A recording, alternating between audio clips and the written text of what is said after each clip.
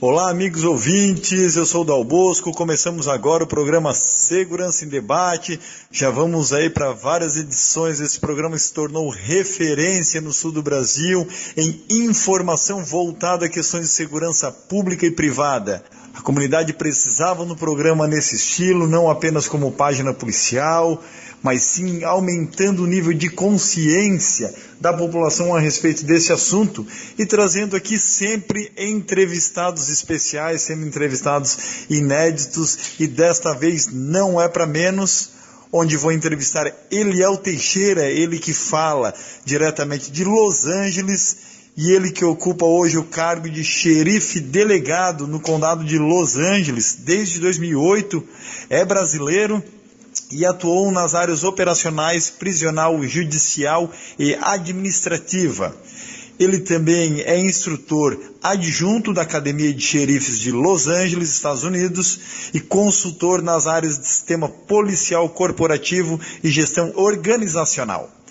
Já palestrou para membros das polícias militares, civis e federal no Brasil e atua no gerenciamento de intercâmbios internacionais entre agências com fins de treinamento técnico e tático. Já foi veiculado em entrevistas por diversos jornais e revistas e programas de televisões aqui em nosso país, como por exemplo Luciano Huck, Correio Brasiliense e Diários Associados. Eu dou as minhas boas-vindas ao amigo Eliel Teixeira, ele que também é formado, bacharel em administração pública, especialista em liderança policial. Olá, Teixeira, seja bem-vindo ao nosso programa Segurança e Debate, obrigado por sua participação. Alô, Dal Bosco, alô todos os ouvintes do programa, muito obrigado pelo convite para estar participando com vocês. Eliel, sempre é bom entrevistar pessoas diferentes, pessoas especiais, e vejo que você se enquadra nesse perfil, por ser brasileiro, mas ter ido para os Estados Unidos, e hoje chama atenção por sua capacidade técnica, profissional, né?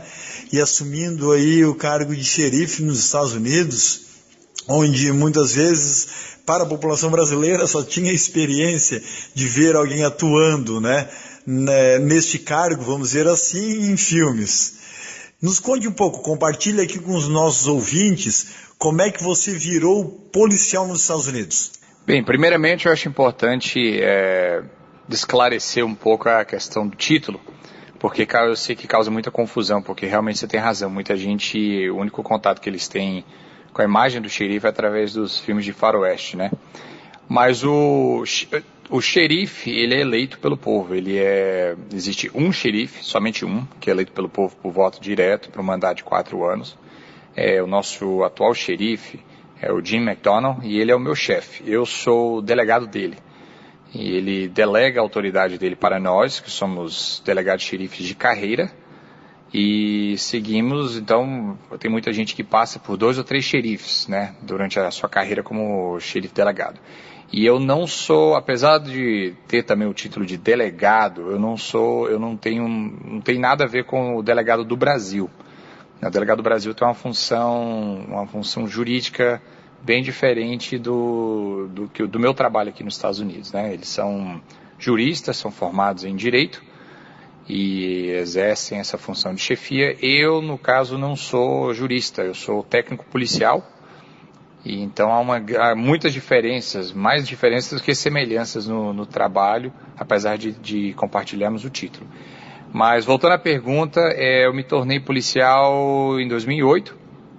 Meus pais vieram para os Estados Unidos para estudar no ano de 2000, e eu cheguei aqui adolescente, na idade de 15 para 16 anos de idade, e daqui eu fui começar a estudar. Meus pais eventualmente voltaram ao Brasil, assim concluíram o doutorado deles, e eu fiquei, e fui fazer faculdade. Depois disso foi quando eu fui prestar o concurso para o cargo de xerife delegado. Eu já trabalhava na iniciativa privada, na área de telefonia, e surgiu essa oportunidade desse concurso, é um concurso concorrido, e graças a Deus me fui bem, e fui um dos selecionados para cursar a academia e logo em seguida tomar posse. E muitas pessoas devem estar se perguntando, né, como é que eu viro policial nos Estados Unidos? Então, Eliel, quais são os pré-requisitos para se entrar na academia de polícia aí?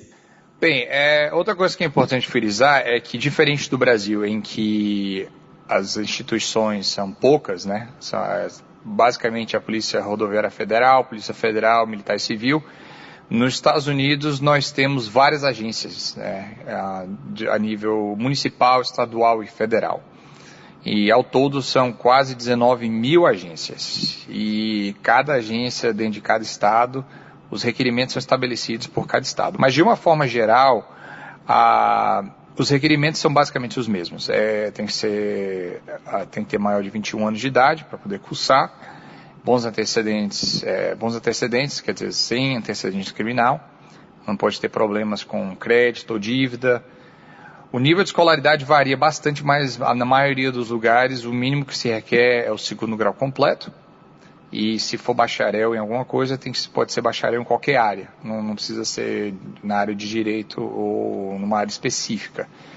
E os requerimentos variam de estado para estado, mas basicamente esses são requerimentos básicos. E quanto à cidadania, alguns estados colocam que o mínimo é pelo menos ter o green card, que seria a permissão para viver nos Estados Unidos. Enquanto que a maioria absoluta requer a cidadania para poder se tornar policial. O que de uma certa forma faz sentido, porque se a pessoa vai estar aplicando, né, a lei, prendendo pessoas e fazendo policiamento, faz sentido que a pessoa tenha feito o juramento, né, seja um cidadão americano para poder estar exercendo, aplicando a Constituição americana. Acho que é uma coisa bem básica. Mas basicamente o conceito é esse. Nos estados em que requer somente o green card, a permissão para viver, eu até hoje não ouvi falar de nenhum que se tornou policial. Apesar do requerimento ser o mínimo, não significa que as agências seguem o mínimo, né? Elas vão para quem tiver mais a oferecer além do mínimo. Então essa é basicamente são basicamente os requerimentos que eu tenho visto nas agências policiais hoje aqui nos Estados Unidos. Uma curiosidade que eu tenho, falando no assunto, né, é como é que funciona o processo de treinamento do policial norte-americano. Ele é muito distinto da capacitação que temos do policial no Brasil, seja em termos de horas-aula e mesmo infraestrutura. O policial precisa passar por uma academia primeiro, né? A academia de polícia, elas são várias ao redor do estado. Algumas agências oferecem sua própria academia para os seus graduandos e tem academias que são regionais que servem a vários departamentos de polícia municipais, todas juntas, né? Mas o conceito é o mesmo das academias no Brasil. A única diferença é que no Brasil há classes ou treinamentos diferentes dependendo do cargo. Aqui um treinamento é único porque nós não temos diferença de cargo, por exemplo, entre agentes, escrivães papiloscopistas e os delegados, né, na Civil Federal, ou entre os oficiais e os praças na PM. Aqui o policial é com a polícia de 5 completo, cargo único, então o treinamento é o mesmo, é base para todos é igual. E tem uma duração de geralmente entre 4 a 6 meses, algumas até chegam a 1 ano, e onde o treinamento é o mesmo. É bem similar ao que é feito no Brasil. Treinamento, né, tem sala de aula com treinamentos de sociologia, leis de direito, e também tem treinamento tático de uso de armas de fogo, armas menos letais e outras matérias pertinentes ao trabalho policial. Na minha observação, que eu estive também, passei um tempo na Academia de Policial Militar de Brasília, assim como na ANP também, a Academia Nacional de Polícia da Polícia Federal, o treinamento é muito similar nesse sentido, de que há uma ênfase em várias outras matérias, né, um treinamento universal no policial e nós compartilhamos muito disso também aqui nos Estados Unidos. E com relação ao tempo de serviço de um policial, né? Seja masculino ou feminino nos Estados Unidos, ele é igual ao modelo brasileiro? Ou com mais anos de carreira, por exemplo, ele ou ela tem uma projeção e acaba indo apenas para funções administrativas, saindo, vamos dizer assim, do corre-corre das ruas? Isso varia bastante de agência para agência, principalmente porque a maioria das agências nos Estados Unidos são de porte pequeno. A média de um departamento de polícia hoje nos Estados Unidos é de 12 pessoas, 12 policiais. E tem departamentos grandes, por exemplo, Nova York, que tem 40 mil policiais, Los Angeles tem o Departamento de Polícia Municipal de Los Angeles, a famosa LAPD, tem quase 10 mil policiais, enquanto que a grande maioria nos estados, ao redor dos Estados Unidos, tem a média de 12. Então isso é o que dita a carreira do policial. Então, se a polícia tem mais ênfase no policiamento ostensivo, então claro que as oportunidades para trabalhar numa área de investigativa ou no administrativo diminuem, porque todo o foco é no uso dos policiais na rua, no trabalho ostensivo, no patrulhamento das ruas. E claro que o policial na rua acaba também fazendo o trabalho, como eu disse, completa, e também além do ostensivo ele faz também o trabalho investigativo. Então, o que determina é a demanda naquela localidade. Então, por exemplo, se o departamento de polícia tem uma ênfase muito grande, por exemplo, na área de combate a narcóticos ou combate a roubo de carro. Então, claro que haverá mais oportunidades do policial que está trabalhando na rua, está trabalhando nessas áreas específicas, nessas especializações.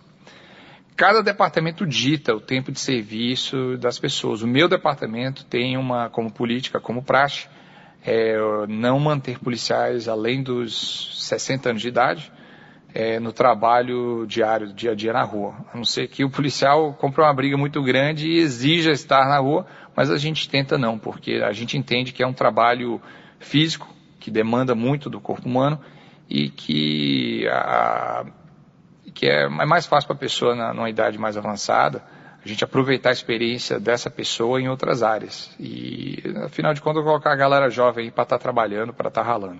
Um aspecto que não podemos negar, né, na segurança pública no Brasil é que o regime de trabalho do policial brasileiro é completamente exaustante, né, tanto fisicamente quanto psicologicamente.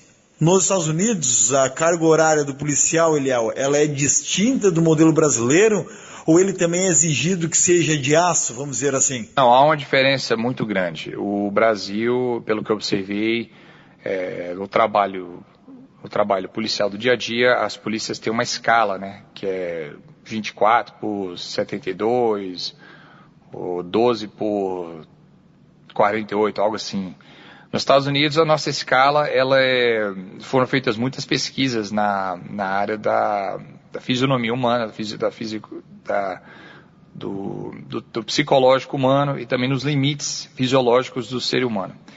E a gente viu que o policial, ele perde muita atenção depois de 12 horas. O máximo que a gente consegue puxar um policial para manter 100% de atenção é no máximo 16. E que ele tem que ter um período de descanso considerável entre isso.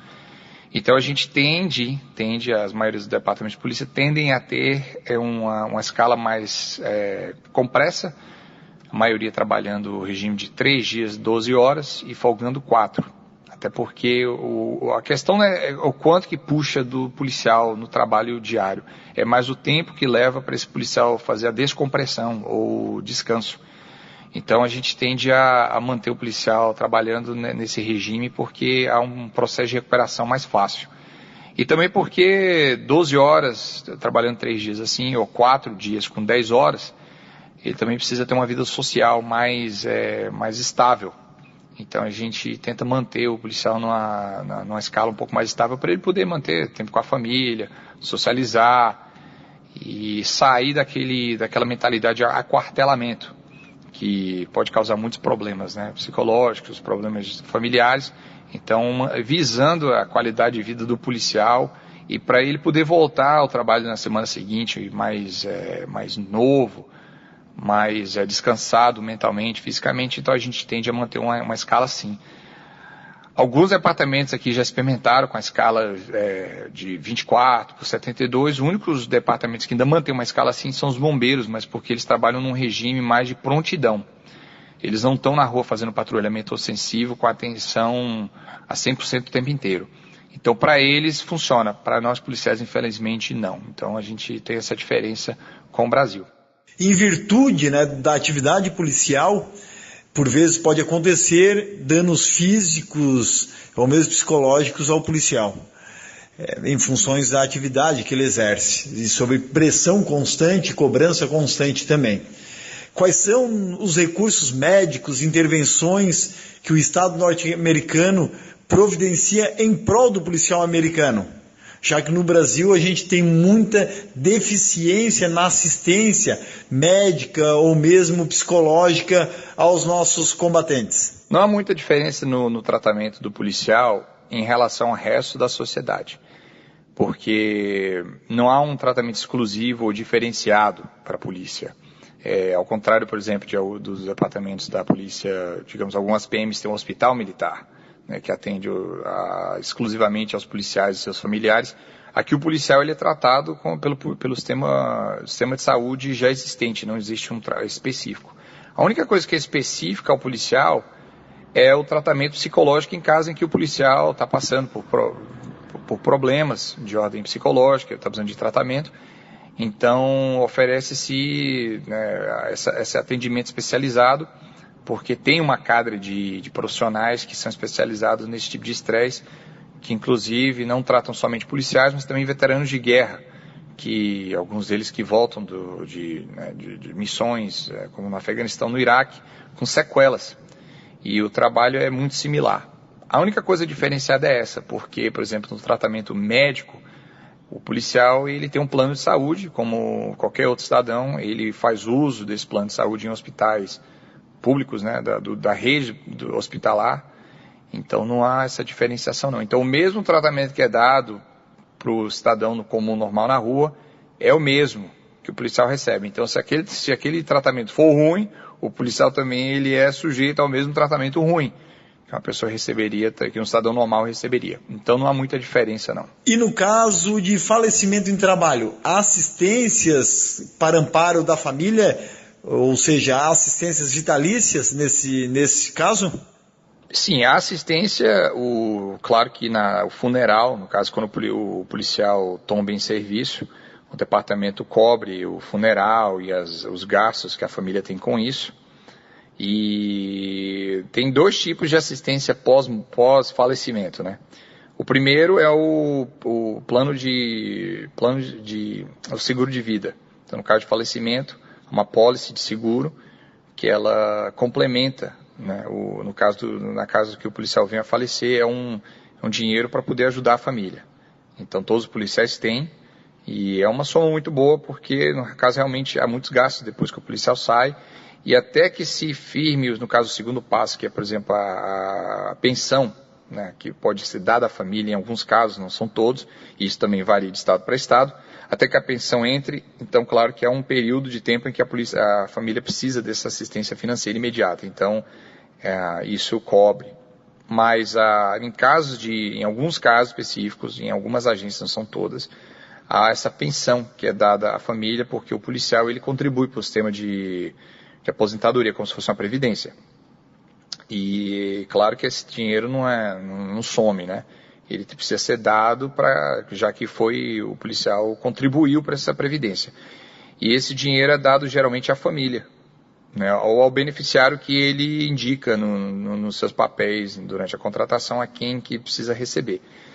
Então o sistema de amparo é esse e é basicamente similar ao que qualquer outro cidadão como normal receberia. Caso a previdência ela é mantida, nesse caso, por tempo de serviço. Eliel, e em entrevista ao nosso amigo Alexandre Daniele, né, que é brasileiro, natural de Joaçaba, Santa Catarina, e se naturalizou norte-americano, depois entrou para os Marines, que são os fuzileiros navais, né, dos Estados Unidos, lutou na guerra do Afeganistão. Vínhamos conversando esses tempos em entrevista, também aqui no programa Segurança e Debate, ele que falava de Washington, as diferenças, né, que a população americana trata o policial, ou trata o militar, né? Essas diferenças, como é que tu vê comparado ao Brasil? Eu acho que a melhor forma de explicar esse fenômeno, né, que muita gente vem aqui, brasileiros mesmo visitam, e outros países também, visitam os Estados Unidos e ficam encantados com isso. E passei muitos anos pesquisando, tentando entender isso, porque afinal de contas eu cresci num país diferente, cresci no Brasil, vim para cá adolescente, então para mim era um fenômeno novo também. Então era parte dessa cultura que eu não cresci nela. Então para mim eu também sempre tive esse fascínio por isso. E acho que agora, com tempo de polícia e analisando vários fatores, a conclusão que eu cheguei é que é similar ao fenômeno do jogador de futebol. O jogador de futebol é uma pessoa ordinária, um ser humano normal, não é um super-homem, mas que tem a oportunidade de fazer algo especial, tem uma oportunidade especial para fazer algo extraordinário. Então, por isso que a gente admira os jogadores de futebol. E eu acho que o policial, ou até o militar, da mesma forma, ele é visto dessa forma. Então, a população americana entende que os policiais são pessoas normais que têm uma oportunidade única e rara de poder entrar na polícia, porque não é uma questão de passar na prova escrita. A prova escrita, se brincar, pesa somente 10% do processo seletivo, porque os outros 90% realmente é o psicotécnico que mede a aptidão que a pessoa tem para ser policial e a investigação social, para saber se a pessoa realmente tem uma vida condizente com o trabalho que ela tá tentando fazer. E esses dois fatores eliminam até aqueles que são mais vibradores para tentar entrar na polícia. Então não é questão de que o cara vai fazer um cursinho, vai estudar e qualquer um entra, né? Não é assim. Então aqui o psicotécnico para avaliar essa aptidão é muito, muito pesada. Então isso faz com que os policiais sejam admirados, porque a população, ou até mesmo, né, os soldados também, a população, ela reconhece de que não é qualquer um que entra, porque os policiais têm esses atributos e uma responsabilidade muito grande, e por isso são admirados, porque sabem que que fazem um trabalho raro e se tornam pessoas raras. Assim como o jogador de futebol. Então, por isso que há essa admiração, né, os atletas. Então, eu faço esse paralelo para tentar explicar um pouco mais de por que há essa admiração. E eu acho que a base é essa. Eu posso estar errado, posso estar enganado, mas de um ponto de vista de alguém que viveu fora, cresceu fora e hoje, né, vivencia essa realidade, eu acho que esse é o melhor paralelo que eu consigo traçar para fazer essa comparação. E há condições especiais para vocês estudarem, ou mesmo no comércio, ou mesmo algum tipo de assistência permanente, não só para o policial, mas também para a família do policial, como esposa e filhos? Esses benefícios variam de estado para estado, de cidade para cidade, até de empresa privada para empresa privada. Alguns benefícios, né, alguns deles que variam também de estado para estado, mas, por exemplo, descontos na compra de uma casa. Algumas instituições de ensino, algumas faculdades dão desconto para o policial ou militar que quiser estudar. Mas eu não vejo algo assim como é absoluto em todos os lugares e de uma maneira universal. Não é. Agora, já houve casos em que, por exemplo, de uma rede de cinema que quer dar ingresso para os policiais, né, de graça, como uma cortesia, ou algo assim, ou algum restaurante que a gente senta para comer e eles estendem a cortesia de um desconto na comida, algo que a gente não pede, a gente briga para pagar o preço original da refeição, porque a gente tem até isso até constrange a gente, né? Mas eu não diria que é algo universal. Eu acho que varia de estado para estado, de situação para situação.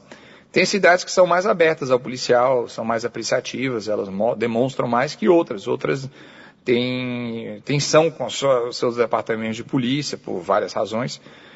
E então, claro que vai variar de cidade para cidade. Mas eu não vejo como algo universal. Eu acho que é algo espontâneo, é uma apreciação da pessoa naquele momento, seja do gerente da casa ou do dono do estabelecimento. E ele sente a vontade de de estender essa cortesia a nós policiais. Somos gratos, mas de nenhuma forma a gente exige isso. E também não vejo sempre, de vez em quando. Mas a apreciação é sempre lá. E ela, às vezes, se é manifestada de forma diferente. Às vezes não é uma questão do desconto. Às vezes é simplesmente um muito obrigado, dado por um cidadão na rua. E isso vale muito mais do que um desconto numa refeição ou algo assim, entendeu? Com relação à corregedoria, né, de polícia... às vezes no Brasil é um processo, vamos dizer assim, um tanto lento, né? Como é que funciona essa questão de cobrança e avaliação constante do policial? Aquele, vamos dizer assim, que acaba por cometer algum ato irregular, né, e grave dentro da instituição, realmente a corregedoria dentro do sistema policial americano, ela é efetiva, eficaz e rápida na tomada de decisão? Nem sempre a decisão rápida e eficaz é a melhor. Até porque, digamos, numa investigação de um policial, a investigação corre o tempo que correria também numa investigação normal, um crime envolvendo o cidadão comum na rua. E se essa investigação é complexa e exige tempo, então a maioria dos policiais prefere que ela seja feita de forma cautelosa, de forma técnica, de forma abrangente e de forma imparcial. As investigações que eu já vi sendo feitas muito rápidas foram investigações que tinham de cunho político, né, de cunho, né, com uma intenção política além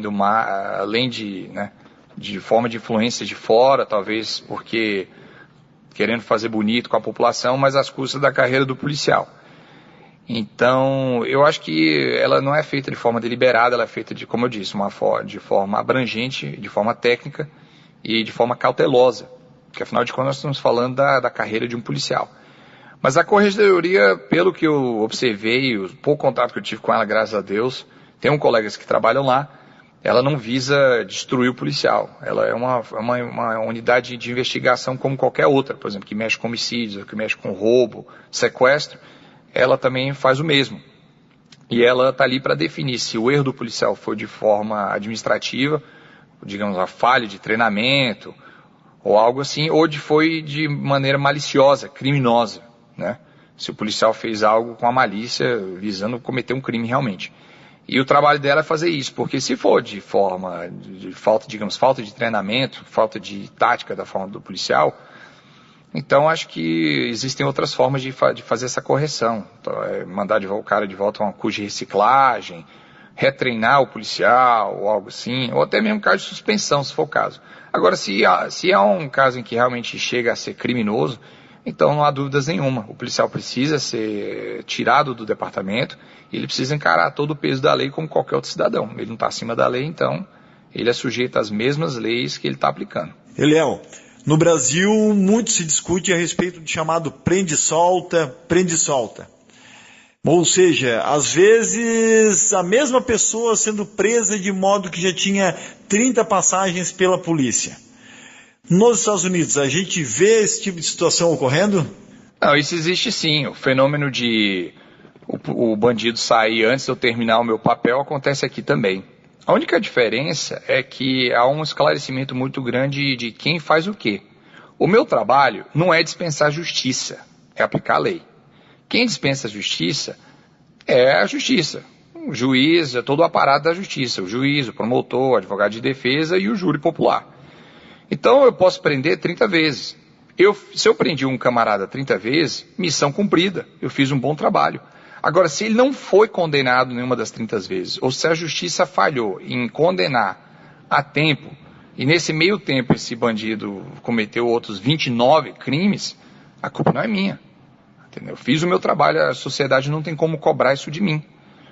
Quem precisa cobrar é do aparato da justiça. Então, muito se coloca em cima da polícia, de que o aparato da polícia, o trabalho da polícia é defeituoso, porque ela prende e solta, só que esquece de que o trabalho dela é exatamente esse, é de prender, é de investigar e apresentar a denúncia. Agora, se algo sai dessa denúncia, desse fruto dessa investigação, problema é da justiça, não é da polícia. Então, se o cara foi preso 30 vezes, que seja preso 30 vezes. Eu acho que mostra uma deficiência no lado da justiça, não do lado policial. Algo que está em alta no Brasil é a discussão a respeito do porte de arma, né? Onde nos Estados Unidos tem uma visão um tanto distinta.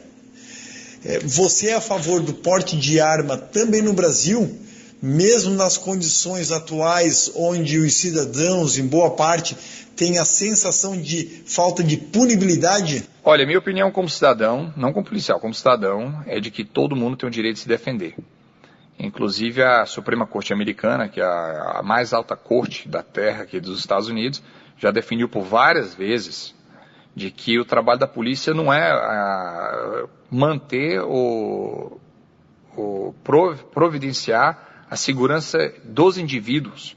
Ela está ali para manter a segurança pública como um todo, de forma abrangente, não a segurança individual. A segurança individual cabe ao indivíduo. Então, se eu não sou onisciente para saber onde está acontecendo o crime o tempo inteiro, e eu não sou onipresente para estar presente em todas as situações, então cabe ao cidadão se proteger. Então cabe ao Estado dar condições dele se defender. E eu acho que é muito errado quando eu vejo, por exemplo, agências policiais que falam não reaja, ou não, seja quase que cúmplice do crime ao estar ali e ser conivente com o crime e ser conivente sendo vítima. Não, acho que cada um tem o direito de se defender, porque o Estado não tem condições de estar presente o tempo inteiro e coibir o crime o tempo inteiro. Então é importante a pessoa se defender. E nisso vem essa questão da polêmica do uso do porte de arma. É um pouco complexo, porque nos Estados Unidos nós temos um aparato de justiça que está aí para não só defender os que usam a legítima defesa, né, por razões 100% genuínas, mas também para coibir abusos de pessoas que podem usar isso como desculpa. No Brasil eu não sei. Eu acho que, no final das contas, precisa ser feita uma avaliação se o sistema de justiça dá conta.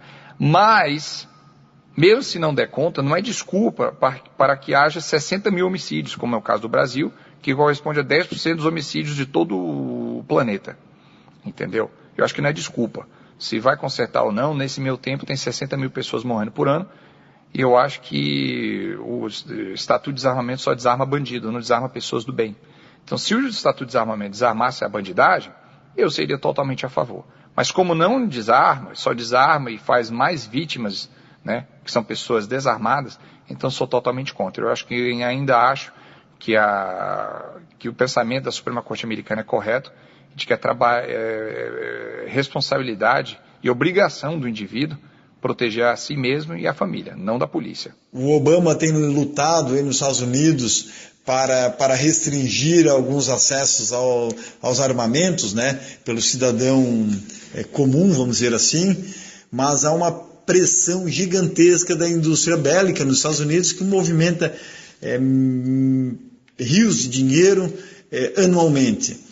No Brasil, anos atrás, aconteceu a campanha de desarmamento, só que não notamos isso como uma relação direta na redução dos índices de criminalidade.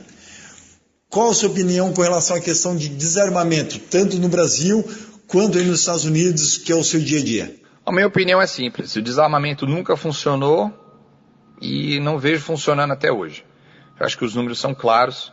Países que têm menos restrições são países mais seguros, enquanto os países que têm mais restrições de armas são os que apresentam os maiores índices de violência urbana, tanto de homicídios quanto de crime contra o patrimônio.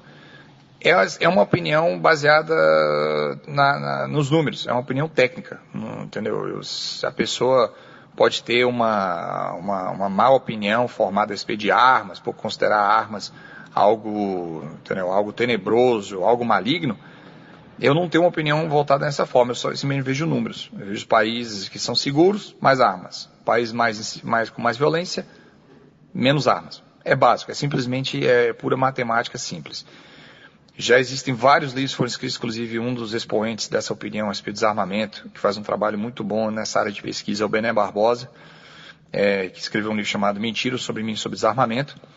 E ele e outros autores que são técnicos, né, já expuseram essa falácia de que menos armas, mais seguro, e até hoje eu não vi isso. E a própria cidade do Obama, que é Chicago, houve um pulo de mais de 300% de homicídios da noite para o dia que começaram a restringir armas na cidade. Porque, como eu disse, a bandidagem não segue o desarmamento.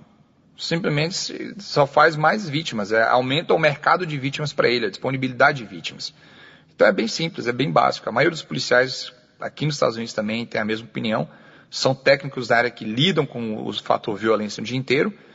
E como pessoas que tomam um tiro de bandido e não de cidadão normal, eu posso dizer que eu não estou preocupado em ter pessoas com armas, porque não são elas que estão querendo matar o policial.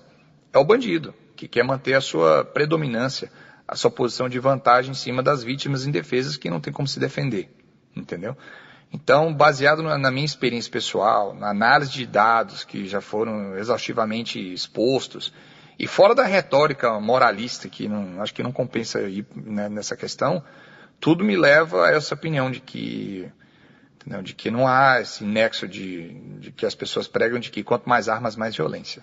Não, quanto mais armas na mão da bandidagem, menos na mão da população normal, aí sim, realmente há mais crime. Aqui também se discute a questão da PEC 431 de 2014, onde há uma defesa para que se tenha o ciclo completo de polícia. Como é que você observa essa implementação no Brasil e como é que já funciona no modelo norte-americano? Olha, o conceito em si do ciclo completo de polícia é algo que só o Brasil e outros 2 países no mundo não têm. Então, eu acredito que o maior o maior fator de sucesso do sistema de segurança pública no Brasil, aqui, quer dizer, nos Estados Unidos, é a carreira única e o ciclo completo de polícia. São 2 coisas que juntas fazem toda a diferença. No Brasil, são exatamente as 2 coisas que o policiamento no Brasil não tem.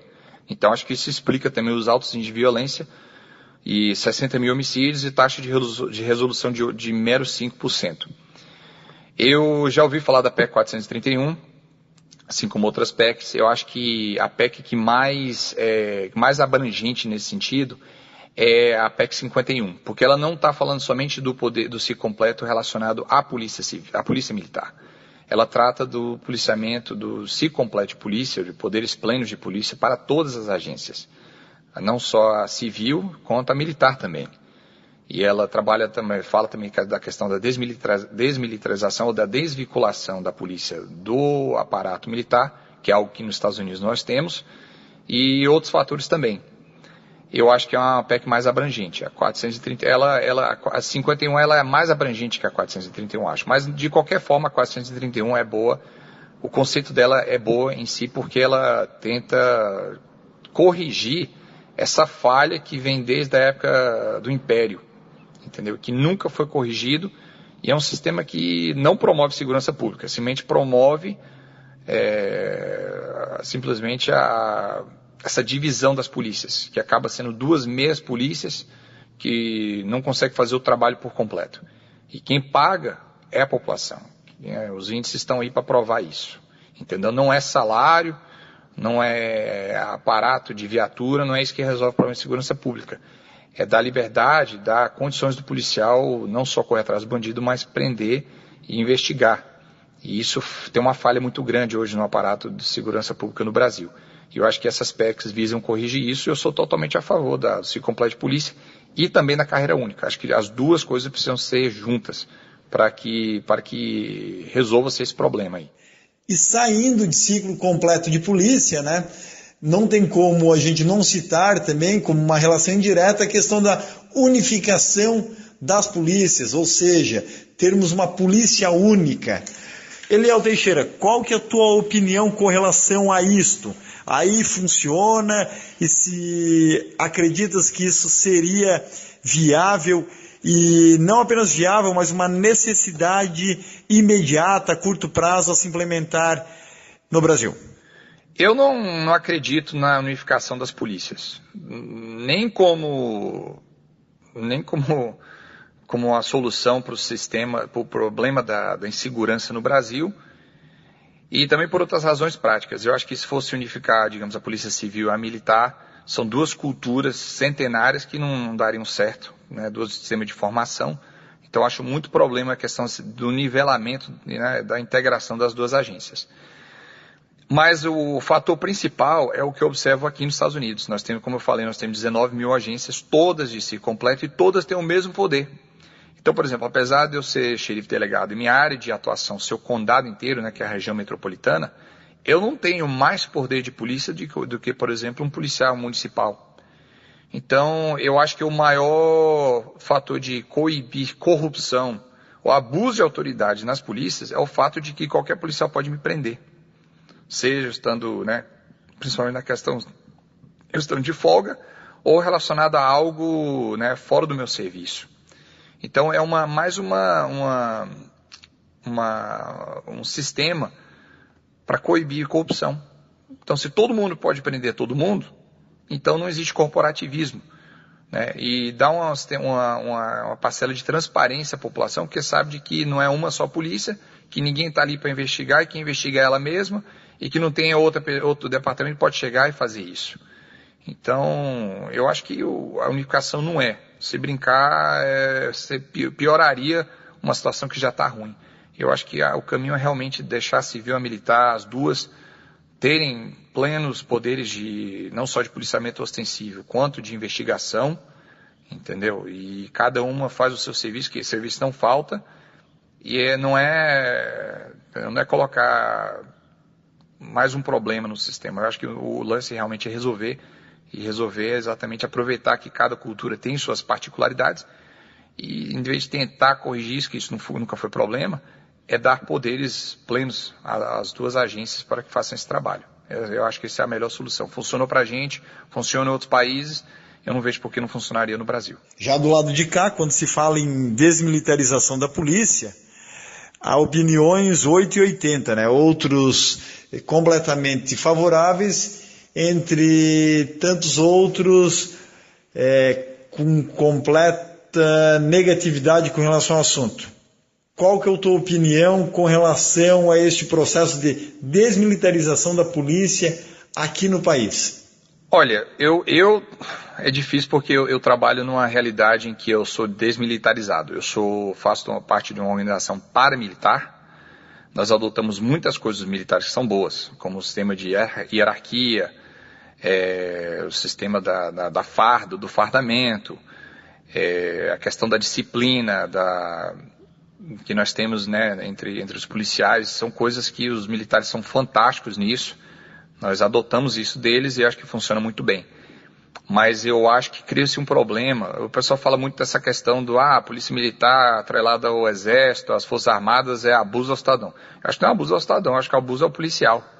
O maior ponto de divergência quanto ao militarismo da polícia é que ela promove um sistema em que pode haver abusos contra o policial, entendeu?